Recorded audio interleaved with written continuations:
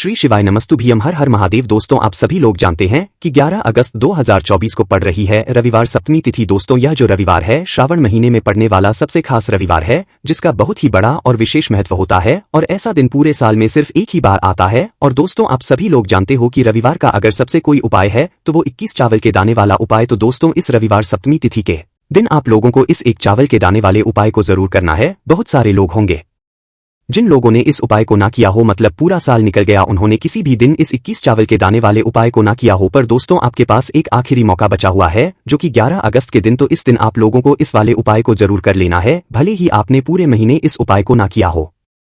पर अगर आपने इस श्रावण महीने के रविवार के दिन अगर इस वाले उपाय को कर लिया तो आपको इस उपाय को करने का वो फल मिलेगा जिसकी आपने कभी कल्पना भी नहीं करी होगी। इसीलिए आप लोग इस वाले उपाय को एक बार जरूर कर लेना ताकि आप लोगों के हाथ से यह मौका ना जा सके और आपको इस उपाय को करने का फल मिल सके।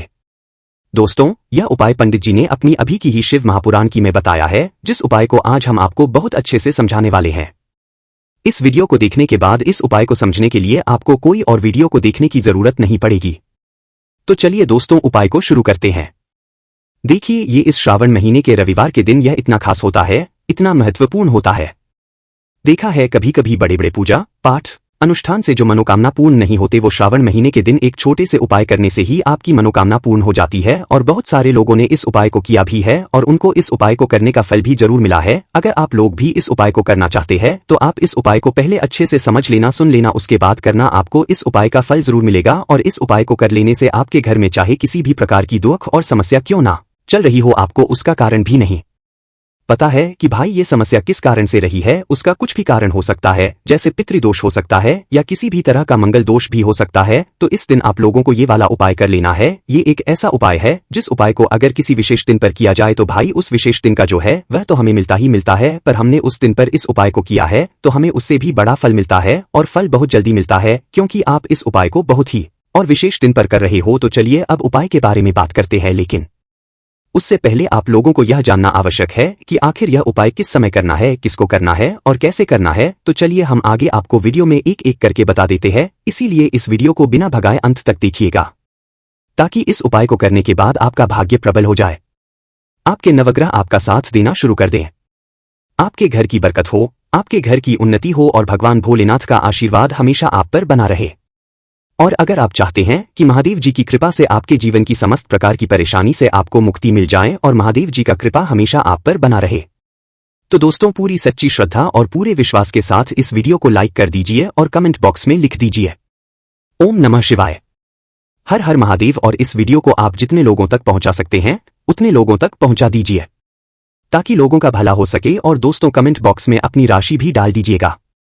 आपकी राशि के अनुसार कोई भी ऐसा उपाय होगा जो करके आप लाभ पा सकते हैं। सावन के महीने में वह आकर हम आपके कमेंट के रिप्लाई में बता देंगे, लेकिन आपसे निवेदन था वीडियो लाइक करना मत भूलिएगा। और अगर आप लोग हमारे चैनल पर नए हैं तो हमारे चैनल एस्ट्रो ओम को सब्सक्राइब कर लेना और इस वीडियो को लाइक करके कमेंट बॉक्स में श्री शिवाय नमस्तुभ्यम ओम नमः शिवाय जरूर लिख दीजिएगा। तो दोस्तों इस 21 चावल के दाने वाले उपाय को हमें इस रविवार सप्तमी के दिन कैसे करना है, किसको करना है, किस समय करना है और कहां पर करना है, ये सारे सवालों के जवाब आपको इस वीडियो में मिल जाएंगे।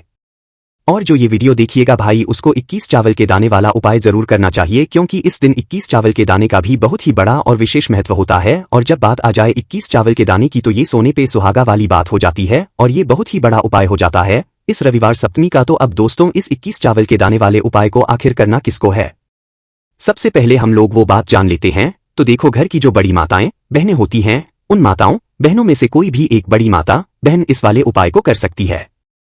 और दोस्तों अगर आप चाहें तो अपने घर में से सभी सदस्यों को भी इस उपाय को करवा सकते हैं। अगर किसी व्यक्ति की खुद की कोई मनोकामना है, खुद की कोई दुख और है जो कि वह अपने लिए ही करना चाहता है इस वाले उपाय को, तो वह खुद अपने लिए भी कर सकता है। बाकी अगर कोई घर में से ऐसा है जो कि अपने पूरे घर परिवार की सुख और शांति के लिए यह वाला उपाय करना चाहता है तो भाई वह भी कर सकता है, उसमें भी कोई दिक्कत वाली बात नहीं है। कहने का मतलब यह है कि इस उपाय को हर एक सदस्य भी कर सकता है और पूरे घर परिवार के सदस्य के लिए घर की बड़ी माता बहनों में से कोई एक माता बहन भी कर सकती है। माताएं बहनें अगर घर में उपस्थित न हो या वो यह वाला उपाय ना कर पा रही हों तो फिर घर का कोई बड़ा सदस्य भी इस 21 चावल के दाने वाले उपाय को कर सकता है, चाहे फिर वह पुरुष ही क्यों ना हो, उसमें कोई भी दिक्कत वाली बात नहीं है। अब दोस्तों इस 21 चावल के दाने वाले उपाय को हमें करना कहाँ पर है, हमें इसे शिव जी के मंदिर में जाकर करना है। बहुत सारे लोग प्रश्न करते हैं हर एक करते समय क्या हम इस उपाय को घर पर कर सकते हैं? तो इस वाले उपाय को आप घर पर नहीं कर सकते हो। इस वाले उपाय को करने के लिए आपको शिव जी के मंदिर ही जाना पड़ेगा। उसके बाद में दोस्तों जो अगला प्रश्न निकल कर आता है वो यह आता है इस उपाय को लेकर कि आखिर इस उपाय को हमें किस समय करना है, सुबह के समय करना है कि शाम के समय करना है? तो देखो, इस वाले उपाय को आप लोग सुबह के समय भी कर सकते हो और शाम के समय प्रदोष काल में भी कर सकते हो। अब अगर आप पूछो कि भाई सबसे उत्तम समय कौन सा रहेगा इस 21 चावल के दाने वाले उपाय को करने का, तो हम आपसे बस यही कहेंगे कि इस उपाय को आप सुबह के समय करेंगे तो ज्यादा बेहतर होगा। बाकी अगर प्रदोष काल शाम के समय भी करेंगे तो भी अच्छा होगा, उसमें कोई भी दिक्कत वाली बात नहीं है। देखो, ये 21 चावल वाला उपाय वीडियो के लास्ट में बताया है, वो उपाय आप जरूर करें। देखो, इस उपाय को आप सुबह से लेकर शाम तक कर सकते हैं। तो चलिए बरसते हैं उपाय की ओर। देखिए, इसके लिए आपको क्या करना है। एक काली मिर्च लेनी है। देखो ध्यान से समझना, काली मिर्च लेनी है और ध्यान देना है कि काली मिर्च कहीं से भी खंडित नहीं होनी चाहिए। फिर इसके बाद आपको लेना है एक गोल बाती का दीपक। देखिए, दीपक आप चाहे तो माटी का ले ले, और यदि आपके पास माटी का दीपक नहीं है तो आप यह दीपक शुद्ध आटा लगा करके एक दीपक बना सकते हैं। बस आपको ध्यान देना है कि उस आटे में आपको नमक या हल्दी का प्रयोग नहीं करना है, ठीक है? तो आप एक बढ़िया सा दीपक बना लें और उस दीपक में गोल बाती लगा करके उस दीपक में आपको घी भरना है। देखो, गाय शुद्ध घी आपको उस दीपक में भरना है। अब क्या करना है, आपको इन दोनों चीजों को लेकर चले जाना है बेलपत्र के पेड़ के पास। देखिए, गुरुजी ने अपनी अभी की शिव महापुराण कथा में भी बताया था, जो भी व्यक्ति प्रदोष काल में जो भी एक दीपक प्रज्वलित कर देता है उसके घर पर धन की कमी नहीं हो सकती। देखो, यदि आपके घर के आसपास कहीं बेलपत्र का पेड़ नहीं है या घर से काफी दूर पड़ता है और आप जा नहीं सकते, तो आगे हम ये भी बताएंगे कि कैसे इस उपाय को करना है। अगर बेलपत्र वृक्ष न हो तो देखो, अब आपको प्रदोष काल में चीजों को लेकर चले जाए बेलपत्र के पेड़ के पास में। अब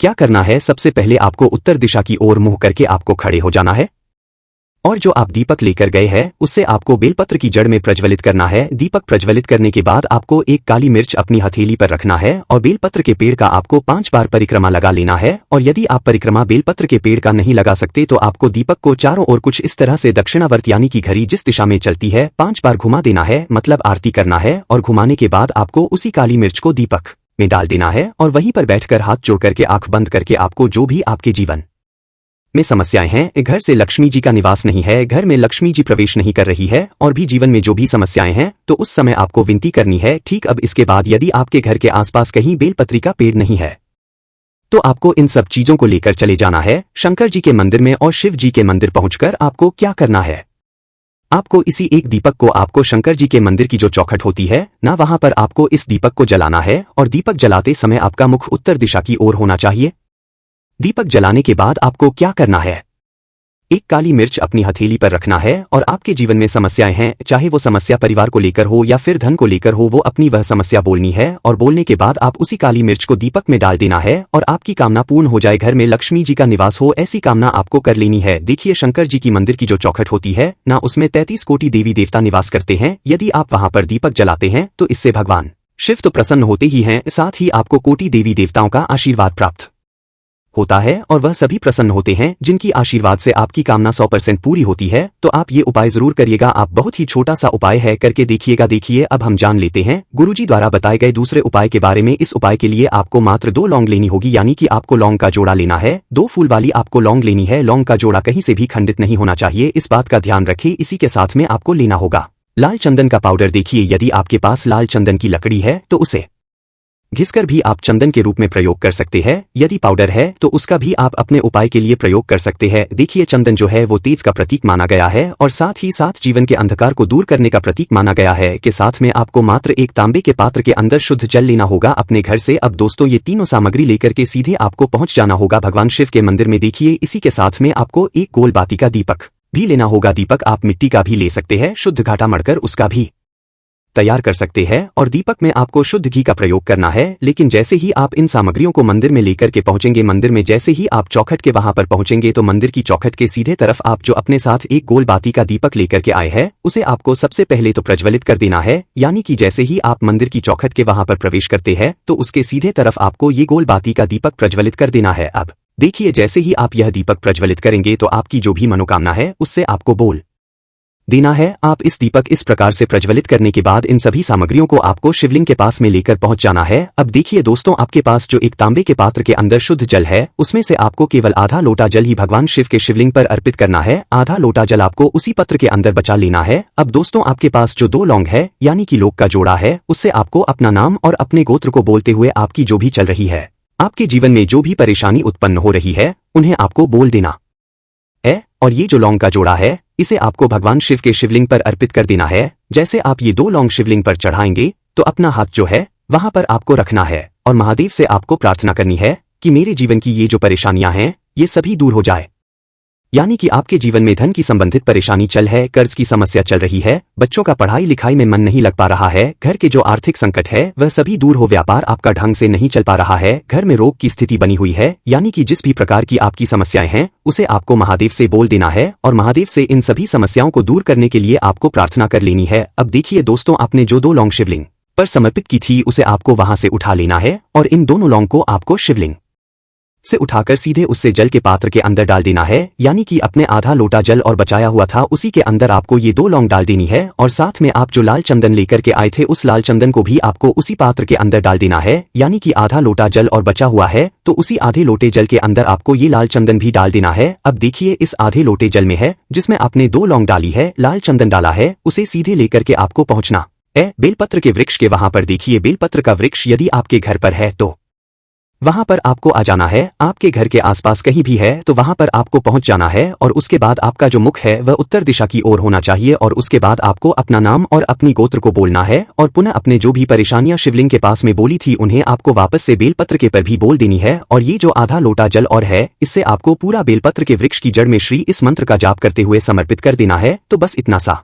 उपाय आपको करना है। जो भी आपकी परेशानी है, समस्या है, उससे महादेव निश्चित ही दूर करेंगे। अब दोस्तों, हम जान लेते हैं तीसरे चमत्कारी और विशेष उपाय के बारे में। देखिए, ये उपाय बहुत ही चमत्कारी है क्योंकि इससे आपके जिम्मे तेज की वृद्धि होगी, यानी कि जीवन से जितना भी अंधकार ही वो सभी दूर होगा। तो इस उपाय के लिए आपको मात्र 1 गुड़ का टुकड़ा लेना है। गुड़ का टुकड़ा आपके जीवन में तेज की वृद्धि करता है और साथ ही साथ आपके जीवन से जो अंधकार है उसे दूर करता है। इसी के साथ मैं आपको 21 चावल दाना यानी कि 21 अक्षत का दाना लेना है। ये 21 चावल का दाना आपके जीवन में सुख शांति को लेकर आता है, आपके जीवन में धन की जितनी भी परेशानियां हैं उन्हें समाप्त करता है। इसी के साथ मैं आपको मात्र 1 हरा मूंग लेना है। हरा मूंग जो है वह बुध ग्रह को प्रसन्न करता है। देखिए, हरे मूंग का उपाय करने से बुध ग्रह मजबूत होता है और बुध ग्रह के मजबूत होने से बुद्धि, ज्ञान और विवेक की प्राप्ति होती है। तो ये तीनों ही सामग्री आपको एक एक लेनी है, यानी कि 1 गुड़ का टुकड़ा, 1 चावल का दाना, हरा मूंग आपको लेना है। देखिए, हरा मूंग का दाना और चावल का जो दाना है वो आपको साबुत लेना है, खंडित नहीं होना चाहिए। और इसी के साथ में आपको मात्र 1 तांबे के पात्र के अंदर अपने घर से शुद्ध जल ले लेना है।